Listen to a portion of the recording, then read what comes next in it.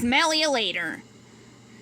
In the wondrous game of life, it can be rather easy to forget that you are a key player. As such, you are not responsible for any kingdom dweller's happiness or issues except your own. When even the closest flying, talking, singing, somewhat obnoxious yet lovable allies test your inner ogre with too much of what they want to do, where they want to go, how they think things should be done. You know, donkey can be a real donkey. Huh. It might be time to hop in your onion carriage and ride far, far away. It's not selfish, it's self-preservation. It's okay to simply say no and reset your focus back where it belongs. On you.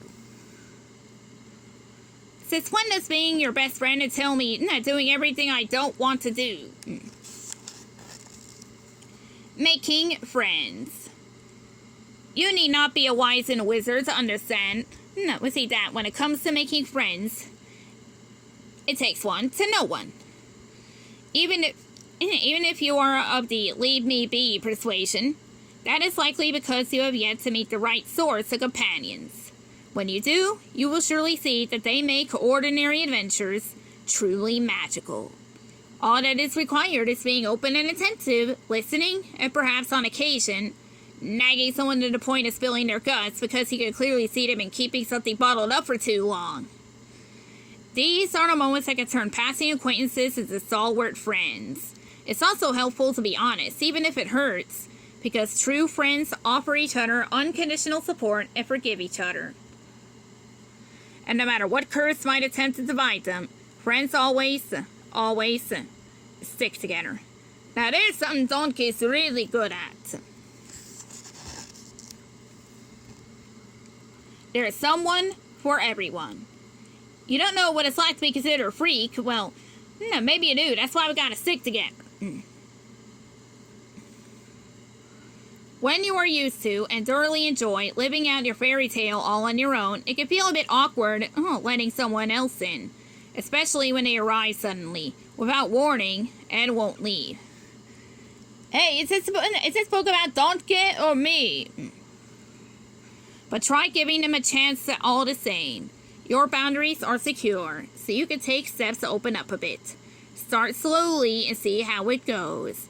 It's not about befriending a kingdom all at once. One or two compatible confidants you can trust to stick by you on the quest of a lifetime will carry you farther on your journey than countless Dulokians, most of whom don't know you at all. The thing to remember here is this. It's not about quantity, it's about quality.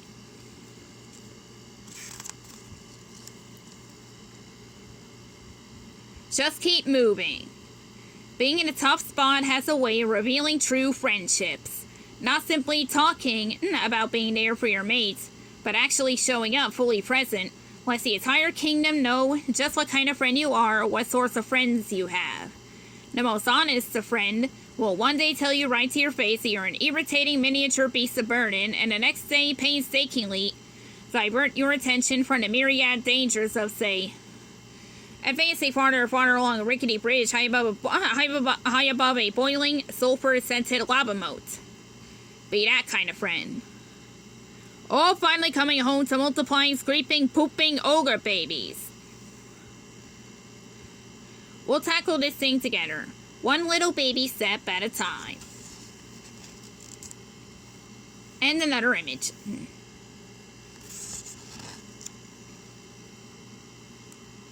Animal magnetism. She's as nasty as you. If you ever felt like an ogre among the fairest in the kingdom, consider that a compliment, because it means you are an exception. And by its very definition, that makes you exceptional. You don't fit in because you are meant to stand out. Those like you are few and far between. There's a reason Charming isn't the star of the show. So when you encounter someone who also doesn't fit the so-called norm, someone unlike anyone else your eyes have ever gazed upon, it is likely a sign that you are the yin to their yang, the spark to their flame, the slug slurping ogre to their grub grazing ogress. Should you both find keeping up regal appearances rather boring, but sharing that rotisserie vermin in the middle of the forest effortless, You're onto something really special. For that, it's a kind of bond that nothing, not even the most powerful of potions, can break.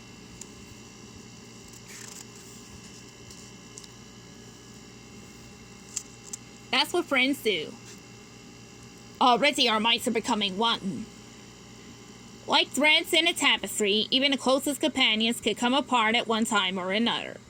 One can't open up, the other can't shut up. One grooms a little too much, the other arguably not enough.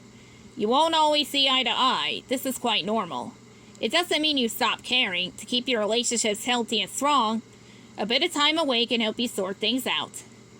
But not too much time, mind you. Swallowing your pride is easier while still warm, and before it has a chance to form into, say, a hairball.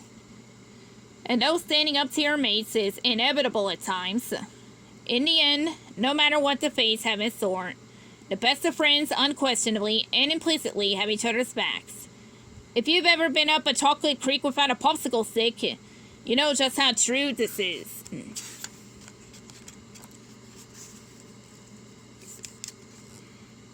I'll always be here to make sure nobody bothers you. Stand up to bullies, no matter their size. No matter how hard you may attempt to avoid certain characters, everyone from boors to barons encounters a bully at some point along their journey. Such wicked creatures come in all shapes, sizes, and backgrounds, but they all have one thing in common. When you pull back that gossamer curtain, it's apparent that they hurt others because they're hurting. Maybe they don't feel good enough, smart enough, or strong enough to live their truth. Nonetheless, these are simply excuses to cover up for bad behavior. Therefore, all that you must do is defeat any bully in battle is simply to stand your ground. It helps when you're 8 feet tall. Once the sort of fiendish villain realizes his tactics have no effect on you, your reaction, or your behavior, he will slink away and seek other unsuspecting souls to prey on. Stand tall. Celebrating your layers. Intimidating ogres and overfed tabbies, big bad wolves and stubbled barmaids, flaxen-haired princesses and short-statured lords. Every fairy tale kingdom is composed of all kinds of subjects, and it's important for each of them to play their individual roles. First comes the acceptance of your destined part. Should you not be cast as the fairest of them all? So what? Beauty does not always equal interesting, nor the most beloved. Truer words were never spoken. Maybe no one rocks a black cape, fit-in plaid breeches, or gumdrop buttons quite the way you do. More importantly, maybe no one makes others feel as protected, as loved, or as alive as you do. The point is, you cannot change your mold, so you must find a way to get comfortable in it. Only once you accept your very own wondrous character traits will you recognize what it is about you, and only you, that illuminates your fairy tale. When you do it, don't just show it, own it. There's a lot more to ogres than people think. Ogres are like onions. Onions have layers, ogres have layers. Honor your layers. If you simply take a moment to look beyond exteriors to consider that beneath even the toughest, greenest skin, there are feelings, desires, skill sets, likes, and dislikes. Donkey.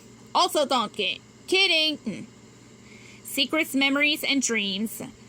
You would realize that everyone, including ogres, has depth.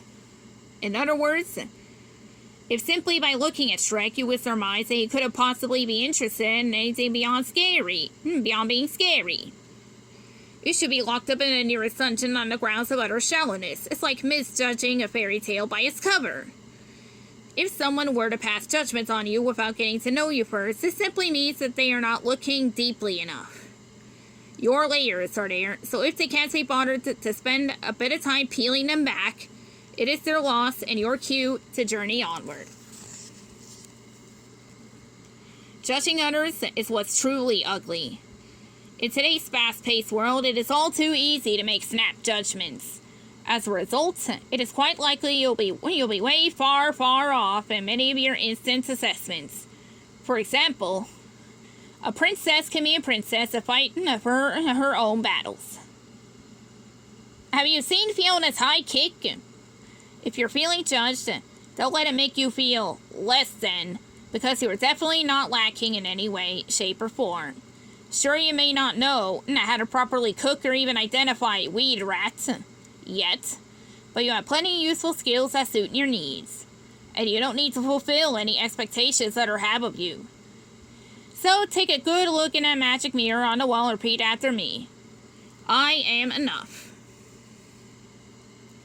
Maybe you should judge someone before you get to know them. You know, it may be hard to believe, what with my obvious charm and good looks, but people used to think I was a monster.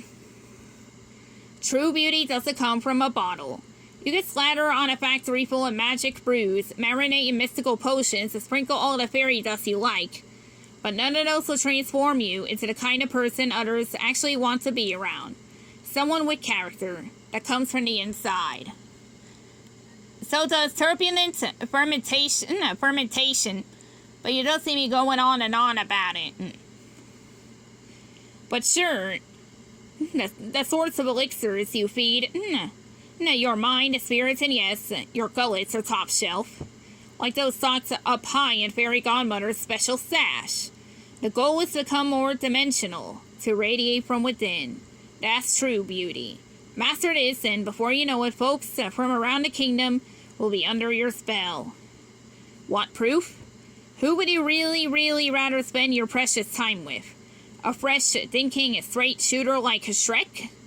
Or Prince Charming, who needs constant adoration and, at a minimum, a pocket mirror to get through the day?